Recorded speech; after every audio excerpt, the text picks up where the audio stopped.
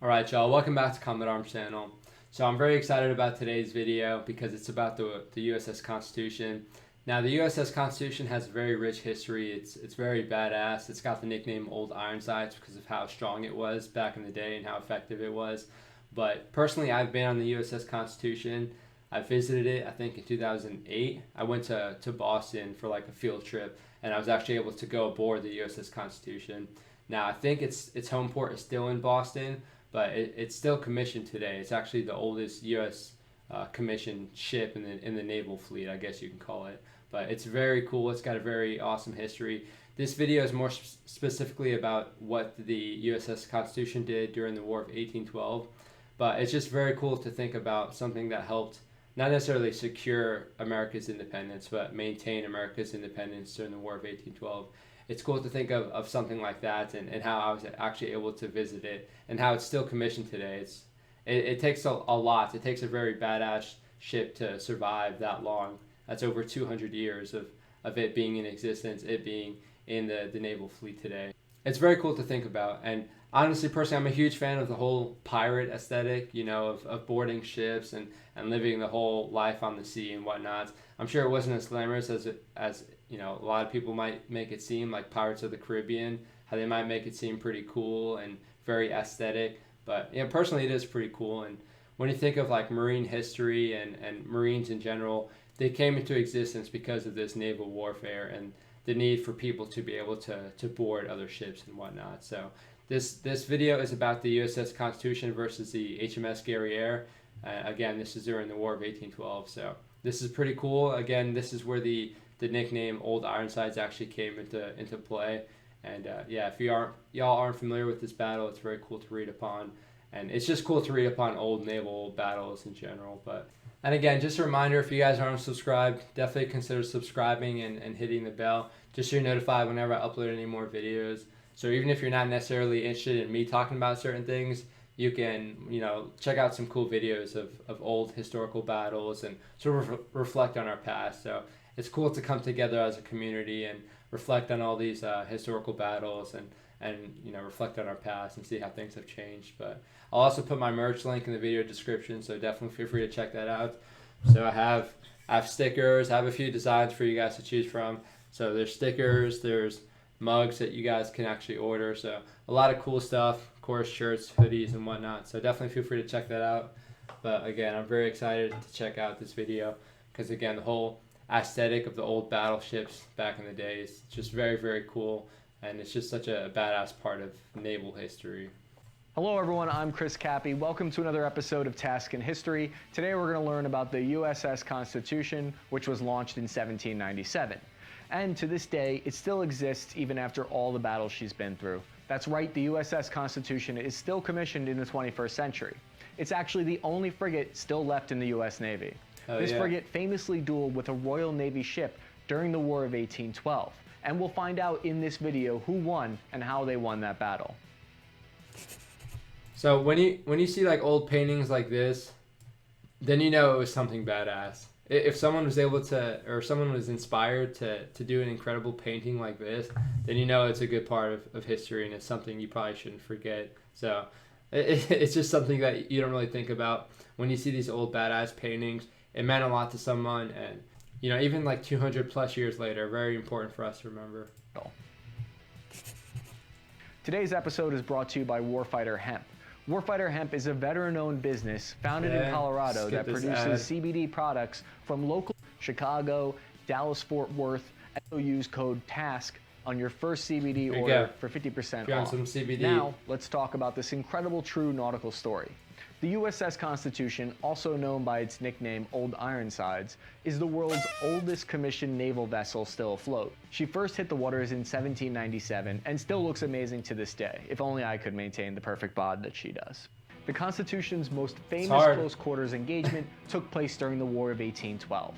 On June 18, 1812, the United States declared war on Britain. We were feeling pretty confident about our win in the Revolutionary War, and we were looking forward to round two. Spoiler alert, didn't work out so well for us. At the time, the Royal Navy had 85 vessels in American waters. The US Navy was grossly outnumbered with only 22 commissioned vessels in the water. The battle took place 400 miles southeast of Halifax, Nova Scotia. The British HMS Guerriere detached from a squadron that was hunting the USS Constitution. It was headed to Halifax to refit. On its way there, on August 19th at 2 p.m., the captain of the USS Constitution, Isaac Hull, noticed the HMS Guerriere leeward. Wait, leeward direction is downwind. The two ships recognized each other and the battle began. Let's take a second here to learn about the armament of the USS Constitution.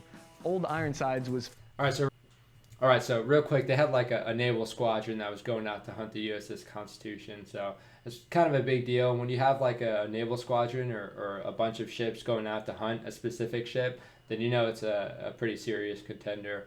Like I know back in World War II, we had the raid of Saint Nazaire, and that was just to make sure that they were able to take out the maintenance and logistics for one of the German vessels. So when you have a vessel that's kind of a big deal, you have people going out to try and make sure that it's not getting in the way of what they're trying to do. So USS Constitution already seems like it had a pretty decent reputation, and I guess this battle just helped build that up a little bit more, or at least give it a cool nickname. Filled to the brim with guns. The ship was built as a 44-gun frigate, and it would typically carry 54 cannons. Her loadout consisted of 24 32-pound carronades on the spar deck. A carronade was a smoothbore short cannon, and this gun loaded a smaller gunpowder charge than was typically used, which reduced the barrel heating and reduced recoil.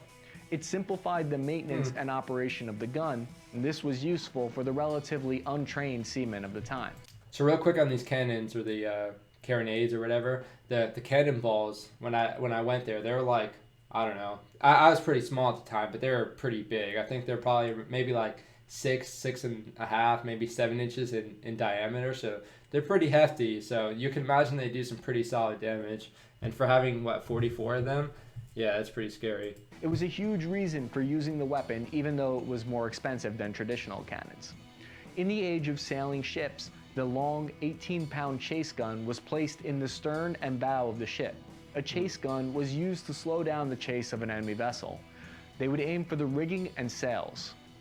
These standoffs between ships at the time was a precision dance. The chase would last between several hours and days. The chase gun was made out of brass instead of iron, so they would be more accurate because of how important a well-placed shot at the sails would be. It would completely immobilize the enemy. That's pretty cool. Again, I haven't really considered like the accuracy of iron versus bronze in a old school cannon. Again, it's smoothbore, so it's not going to be crazy accurate, but it's pretty cool to think that bronze is much more accurate and again, probably much more expensive and harder to maintain. But if you need a good chase gun to be able to get that advantage in the battle, it's definitely worth it. So definitely cool to read upon and hear upon. On Old Ironsides, they had 2 chase guns at the stern and 2 at the bow. There were 30 24-pound long guns on the deck. While these weapons weren't built for long-range attacks, they were perfect for close-quarter engagements once the chase was over and the ships were brought in for the final attack. The USS Constitution was outfitted with almost 2 feet of solid oak, live oak, and fir to construct the walls, which would defend the crews from incoming fire. Wood wasn't the only thing used to build the ship. More than 120,000 pounds of hemp was used in its construction. Nearly 55 tons of hemp fiber would be needed for the lines and rigging, with even more being used for the canvas sails and caulking for the wooden hull. This ship is massive. It was so heavy that it was almost impossible to get it into the water. All right, so now let's get back to the battle. The Constitution closed in and the Guerriere began firing, poorly. Most of the shots missed, and the ones that did hit harmlessly bounced off the side. And this made one of the crew members yell out, "Huzzah! Her sides are made of iron." This is historically the single best use of the word huzzah, and it's where the ship gets its nickname from. While the Constitution and the Guerriere were both... Okay, with these old Navy battles, you have a lot of badass quotes. I know like with Captain John Paul Jones saying, "I have not yet begun to fight." There's a whole lot of situations like that where you have these cool quotes that were taken from these actual battles. So it's really cool. It sort of helps link and connect you a little bit better because you know what someone actually said during the battle and how it actually affected all the other sailors and whatnot. So it's very cool to read upon, and it's also kind of cool just to see how they actually spoke back in the day, because again, our language has sort of shifted since we're we're not as British and we're not speaking like the older English. But yeah, very cool to read upon all those quotes. Were both frigates, the Constitution carried more guns of a larger caliber and it had stronger scatlings. The Constitution also had the advantage of 208 additional crewmen compared to the British vessel. Some cannon rounds from the Guerriere embedded in the hull, but they failed to break through. American oak is apparently as strong as our freedom. As the range between the two ships decreased, they began exchanging broadside at 100 yards. Thanks to Old Ironside's larger guns and thicker hull, they had the advantage, even if the British ship was larger. Yeah, that must have been super scary. Again, when you talk about these old battles and whatnot, you just have cannonballs just ripping through wood, flying past you, and getting hit by a cannonball. Like in the movies, a cannonball will hit something and like explode, but that's not even the case. It's literally just a big piece of metal that just pushes anything out of the way. And if it's a person, then it's just gonna push like half of their body away. It must have been very violent and pretty scary to be going against that, especially with those giant cannons. I'm sure it was very violent and probably had a much bigger psychological impact than a lot of people can appreciate.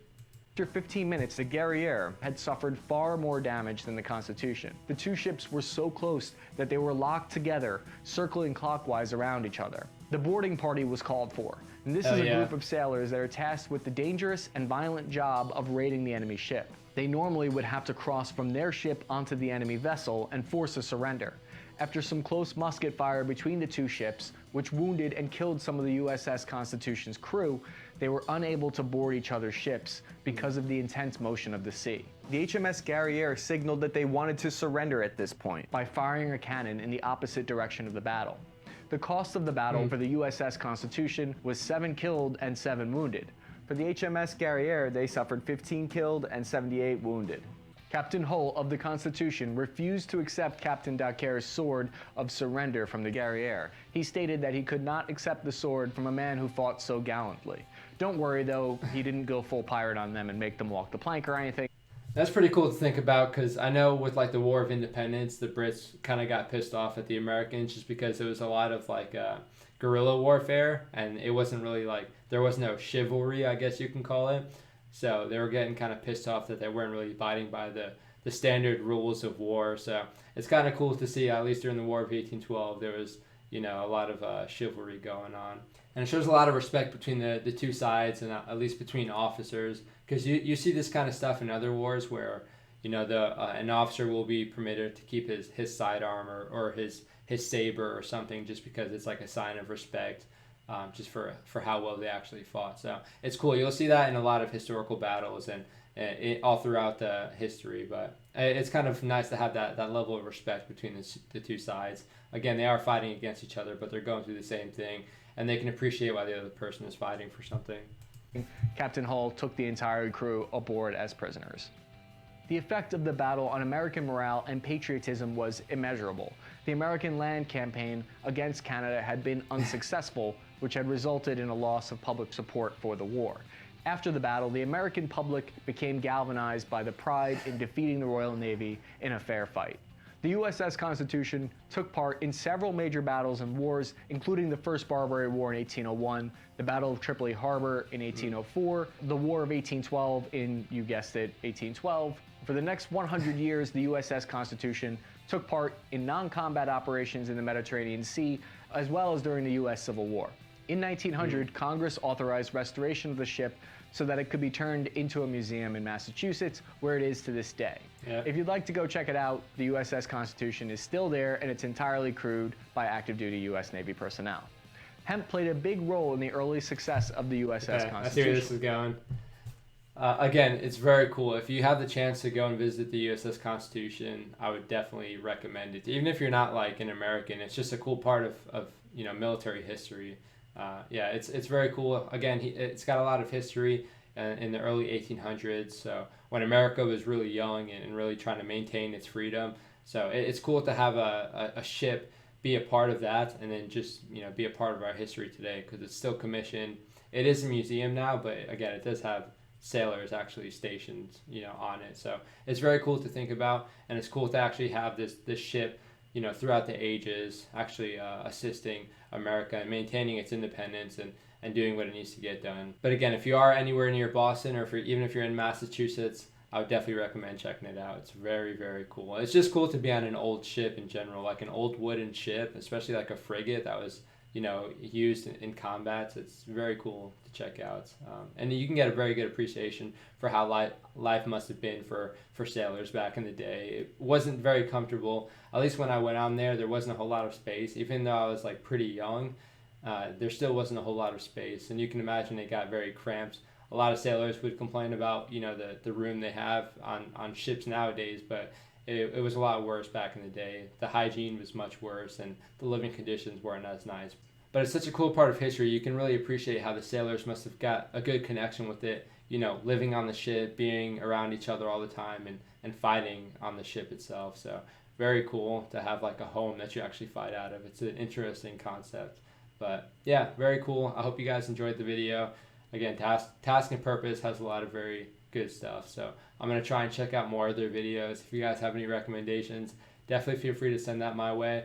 Even if you have any old like naval battles, especially with these old frigates and these old ships, definitely feel free to send that my way, because it's really awesome to check out these old naval battles. Especially as a Marine, you have a certain obligation to look up your history and look up old traditions and whatnots, and really understand how the Navy and the Marine Corps got to what it is today. And you can thank the people who served on the USS Constitution for helping to maintain our freedom and our country, really. But very cool. Again, I hope you guys enjoyed the video. Definitely let me know what you think in the comment section. It's very cool to see what you guys have to input, or have any personal experiences for people who might have been involved in this sort of stuff. But yeah, definitely let me know. It's very cool to hear and read upon. But I hope you guys enjoyed the video. I definitely did. But that is it for this one. I will see you all in the next one.